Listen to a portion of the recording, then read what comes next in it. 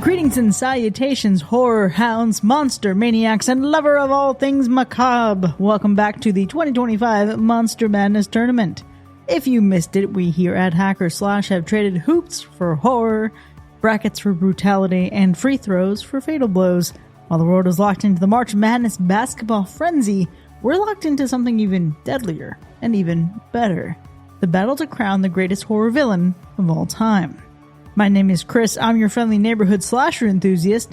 This week I'm joined by the Monster Madness Mastermind and demonic darling, Chell. Do you believe in miracles? We've officially slashed, smashed, and stabbed our way through the Salty 16, and as the dust has settled, we're left with the Angry 8.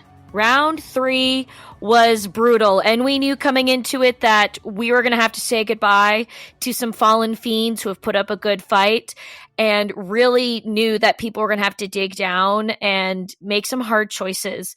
We saw some shocking upsets. We saw some of the heavyweights still power through and remind people why they are such legacies in the horror realm. And we heard, again, a lot of really strong opinions from a lot of different sides about a lot of different matchups.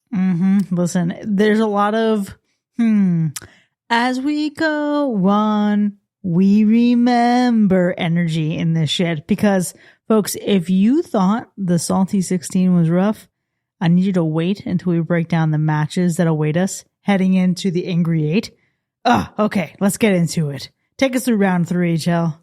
All right. So the round 3, over 100 votes were cast this time around. Just absolutely rabid fans showing out for their teams. And it was incredible to see the highs and the lows because there were very few matchups that we knew right away were going to be a runaway. All of them were close matches that could have been anybody's game. So unfortunately, we did have to say goodbye to some of the greats, but we also are seeing the cream of the crop rise to the top. Oh yeah. Listen, the other thing about this, right? I made my predictions in our last episode, and I just want to point out that I only was wrong on 2 matchups. But also, at what cost? There were 2 of the 3 that I cared about the most. Right. So you know what? I won at what cost? I totally get that. And cost was a lot of the conversation at what cost this time around. A lot of people, especially with our heavyweights, started talking about the quote unquote worst versions of these players and arguing that how strong are they compared to their worst versions. We had some heinous pictures coming up of terrible masks by Michael Myers and Godzilla with big cartoonish eyes. And again, the question really remained, are any of us ever really redeemed, Chris? Yeah. Or are we only as good as our worst take? I think, you're only as strong as your weakest link. And for these franchise icons, some of those links are fucking weak. And that's the challenge of some of these longtime icons like Michael Myers and Jason Voorhees.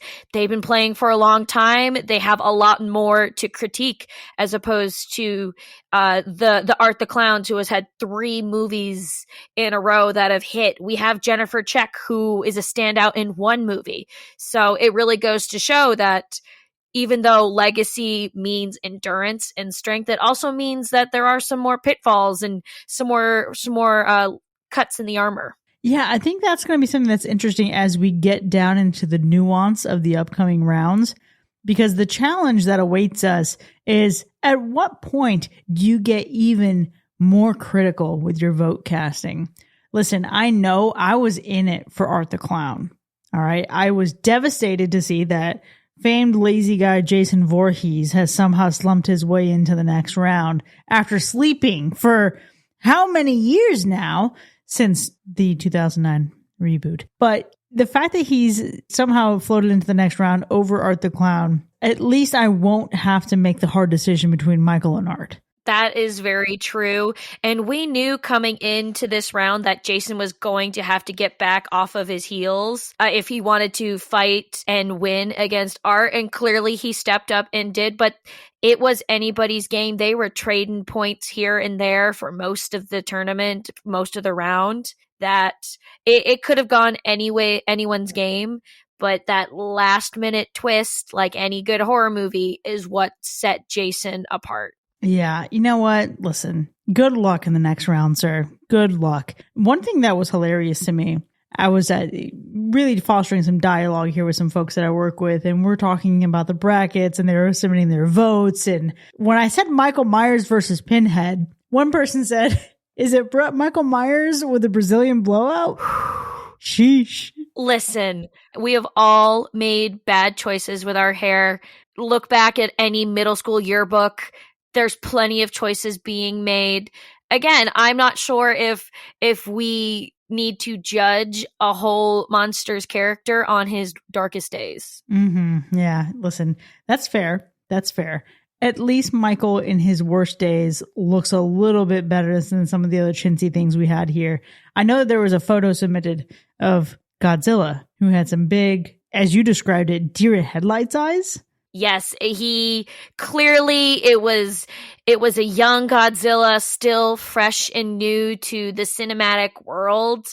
And yeah, very clearly was sorting themselves out. So very much a far cry from the monster and the dark-eyed, just absolute king we see today. Yeah, bright-eyed and scaly-tailed. We got it. What were some of the closest matchups that we saw in this round? Gosh, I mean, going back to the Godzilla Freddy Krueger, it was a tight race for both of them, which we knew going in, especially even before voting opened in this round. There was a lot of conversation in the Discord over the fashion choices of Freddy Krueger versus, again, just the legacy of Godzilla, and those conversations about what Godzilla means to not just horror, but cinematic culture, Japanese culture. Yeah, and also to Americans who really love that Taco Bell dog. Yo quiero Taco Bell.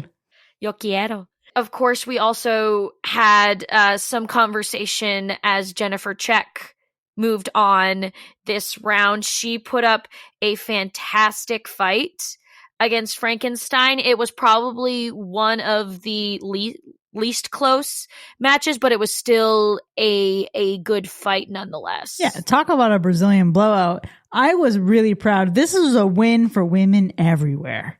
Absolutely. And lots of credit to Spooky Bitch in the Discord, who has been on the Jennifer Check train from day one, from round one, just absolutely spreading the good word about one Jennifer Check, and it's paying off. She has rallied up the Discord into quite the fizz right now over Jennifer Check, and this was even before the conversations started coming in about Women's History Month, what this would mean for a woman female villain to take on some of the oldest and longest legacy characters in our horror world, facing off against 3 classic Universal monsters and winning. The future is female. The future is female, and everyone better be freaking scared. Yeah, but here's the other thing. This is where Jennifer's going to run up into an interesting battle in the next round. And we'll look at these matchups in just a minute.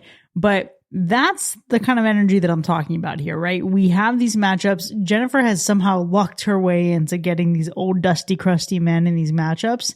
And now you're about to go kaiju. So we'll see how she fares. And I believe in Jennifer, to be clear. Megan Fox, we out here. I get it. However, I do have a concern. I would like to report to the game warden. I believe this is rigged because there's no fucking way the house always wins. The house always wins. Yes, again, we were talking about who was trapped with who when we had Billy from Black Christmas on there. And clearly it was, for lack of a better term, an absolute shutout with the Amityville house. The house always wins, at least this far. Against the Deadites, though, I think it'll be interesting because a lot of the power of the Deadites come from wherever they are. They are definitely creatures of their environment. Yeah, the Deadites can bring it to the house. Here's the thing. The Amityville house, what are we doing, folks? What are we doing? Listen, I love Amityville horror as much as the next person. All right, I love the original movie. Enjoy the remake. The franchise as a whole, highly fucking questionable. When Spooky Bitch mentioned your weakest link or your worst movie, I believe it was her or perhaps someone else who shouted out Amityville Thanksgiving. If you know, you know. Thanks for suffering that watch party with us in the Discord. But what the fuck? I love that in the 70s, and let's just presume for a second that this is all a spoof and this is all fucking just like a big con. George Lutz could never have imagined that this tale that he was spinning could have then resulted into some random horror podcast doing a villain breakout, and then this fucking house is defeating massive horror icons. That's fucking crazy. The Lutzes and the Warrens are rolling over in their graves right now, realizing they left so much money on the table and not realizing the untapped potential they had. Yeah, now I need to fucking see the Amityville house in a celebrity death match. I do think that needs to happen. I actually really want to see that happen. Yeah, just put some legs on that bad boy. Yes. And I will say, unfortunately, we do have to say goodbye to some impressive competitors who maybe weren't some of the top billing, but definitely fought the good fight, especially Hannibal Lecter and Jigsaw. They got this far. They got as far as anyone else in the Salty 16, but I don't think they got as much of the love and the celebration or the conversation. Okay, so call me crazy. And I know that what I'm about to say isn't gonna really pan out very well, because the logic is only partially there. Michael Myers versus Pinhead. I think we all look back on Michael Myers as like a younger Michael Myers or in his prime, or maybe the latest Blumhouse trilogy, but like, you know, ageless, yes, timeless. We don't think about him as old man Myers when he's at his best, at least. Jason Voorhees, the boy who drowned in the lake. He's still a big guy, but he's undead. And is he arguably a little young? Who knows? But when you come down to Freddy Krueger, another older guy, you have Hannibal Lecter and Jigsaw. The age gap here between Freddy, Jason, Michael to old ass Hannibal and old ass Jigsaw. Listen, I'm not one to say that age defies everything, but I do think the consensus of how old our politicians are getting, I think people just want to see some young blood in the race. And that is absolutely valid. And I do think that is demonstrated in who came to the Angry Eight. We talked last time about how Hannibal Lecter and Jigsaw, yes, they were very much clinging to their pasts. Their power was in their past. They had their times, their heydays where they were top of the pile, king of the castle.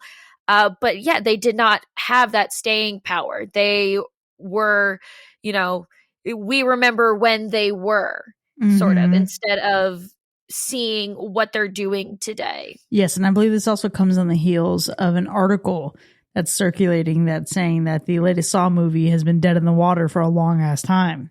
It was a tough week for the Saw franchise. First this loss and then the announcement of cancellation. We cannot confirm or deny that the Jigsaw loss was a direct reason for the cancellation, but we have yet to hear back from the publicists on the truth or not. We just say, is it coincidence? I think not.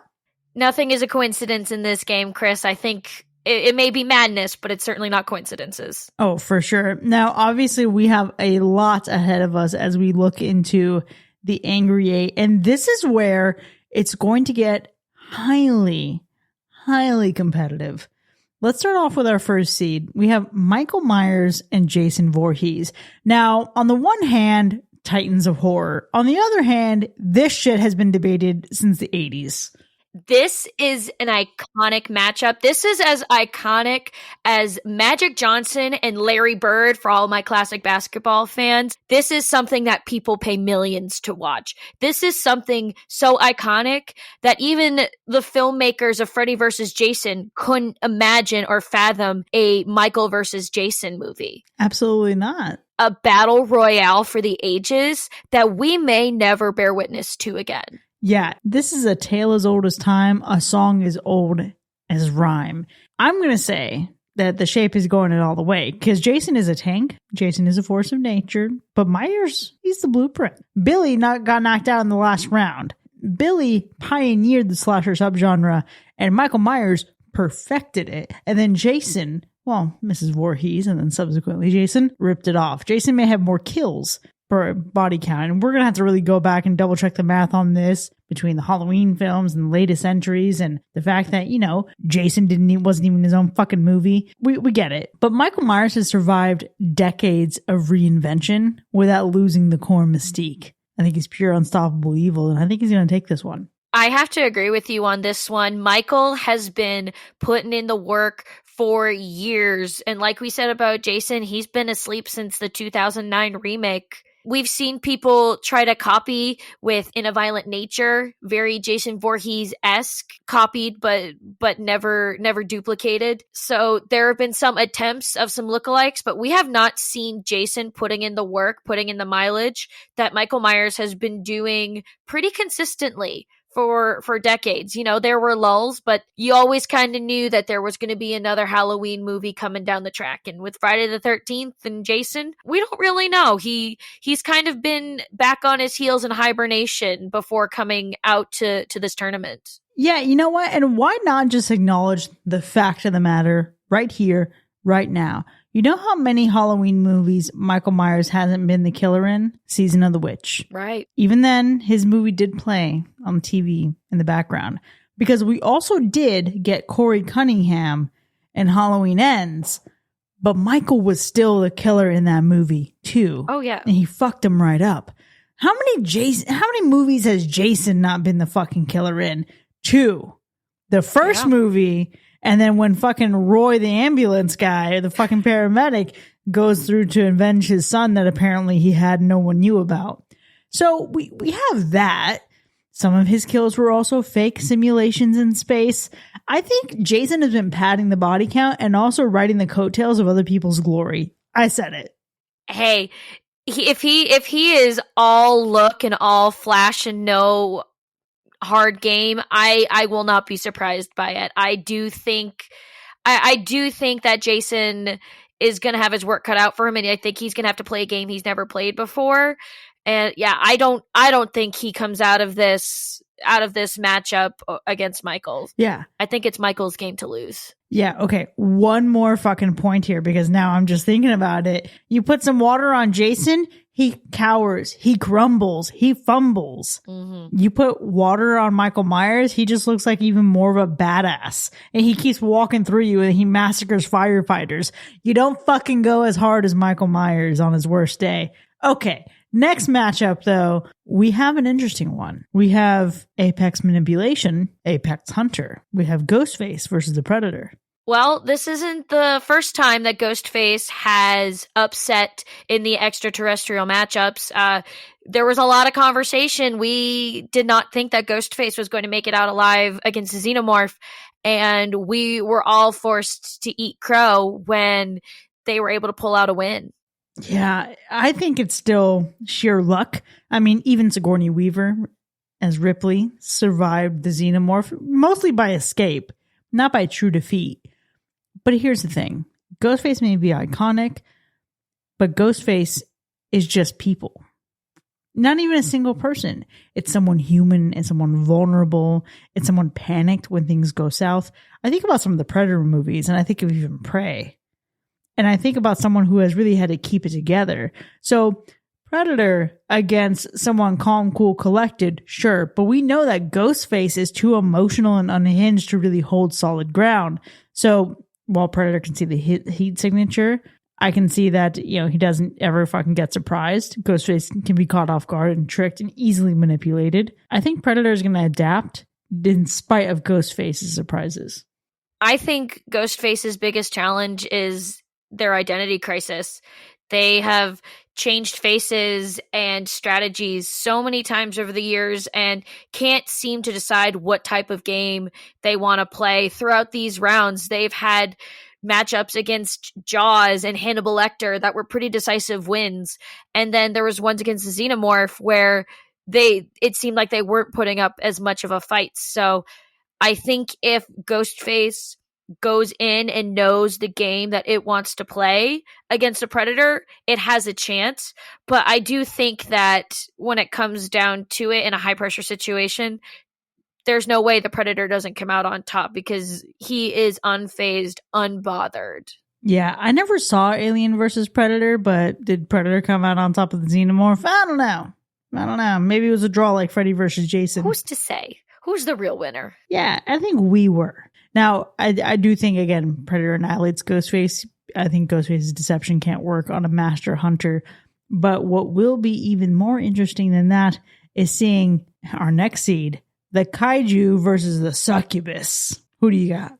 This is probably one of the matchups. If you'd asked me when we started this, I did not think we were going to see a matchup like this. I've said it before and I've said it again, time and time. Godzilla is taking this all the way to the finals. So I do think that Jennifer will put up an admirable fight, but I do think Godzilla stomps her out pretty quickly without much of an issue, I would say.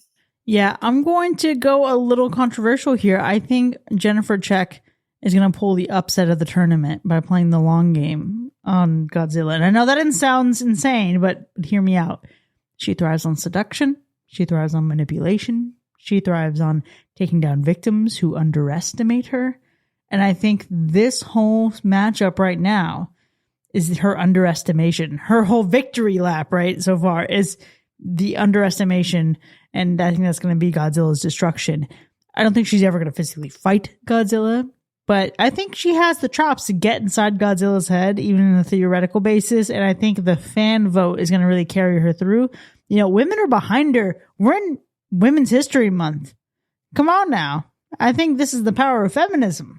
And I would love to see that. I mean, Godzilla, we can put in probably that classic horror monster realm. And as we have seen with Jennifer Check already, she has put those classic monsters from all genres on notice that she is not to be fucked with, that new versus old is going to be the name of the game. So I absolutely think that Jennifer's strength could be in outlasting Godzilla. Again, she's not going to square up against Godzilla and win hand to hand, but if she can evade Godzilla enough, tire Godzilla enough until Godzilla's making mistakes, I do see a path where Jennifer Check pulls it out. But I am faithful that Godzilla, especially after just defeating the King of the Dream World, I think King of the Monsters versus Queen of the Succubi, it's a no-brainer for me. Godzilla wins. Yeah, I don't know. We'll see. We will see. Now, I think the reality is that Jennifer Check is going to go up to the biggest motherfucker in the room and say, fuck you, I'm going to make you my bitch. But let's talk about the second biggest thing in the room, and that is the motherfucking Amityville house. What the actual fuck? The Dark Horse, again, even from round one, when they came from behind to upset Leslie Vernon, who had a sizable lead and has just been knocking down opponents since. Not in necessarily many runaway games, but putting up decent numbers and making no mistake that they are the top contender. Listen, this is fucking cursed humans versus cursed real estate. And I don't know that this is a round in which the Deadites don't completely obliterate the Amityville house.